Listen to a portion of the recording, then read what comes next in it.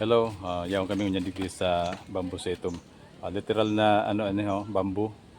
Talagang nagibo sila kibapo bridge para makapasko ka dito sa kunya na ini. Medyo halangkaw na pangpang. So, yan. Igo sila ki bamboo bridge. Magayon pagkagibo niya, oh. Talagang very siya, oh. Talagang firm ang pagkabugkos niya, talagang hindi siya magpupurugtasan. So, yan. At least na-experience tamang ginari magdigdi. Kasi kang inot, nagdigdi kami, dahil pa masyadong develop ang lugar na ini. So ngunyan, nalintan so kaibahan, talagang okay na siya. Develop ng maray. And sa laog kaning lugar, kang bamboo setum, iba palang didiki sa dayot sa chapel. Kuni po siya, oh.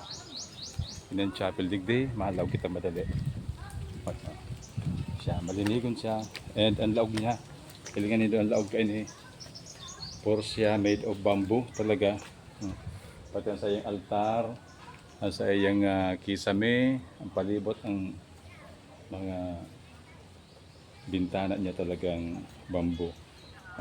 Pati ang flooring niya, igwa na siya may improvised, may mga tiles naman siya, pero ang originally, gibo siya sa bamboo. Kaya lang, ang problema lang kang bamboo pag medyo halay na siya, talagang nagkakadeferensya na siya. So kaya po nang mag-replace. Pero sa Kagabsan talagang magayunan ang lugar. Very fresh ang lugar dahil nga napalibutan siya ki mga bamboo. Yan. Dahil po nindo dakulon siyang mga bamboo yan. Palibot siya ki magkayunan ng mga bamboo. Okay, so for the meantime, yan ang unang tabi. Ang oras ta alas 12 na kay punta nang unang magkarga. Kay punta nang magkaon. Thank you.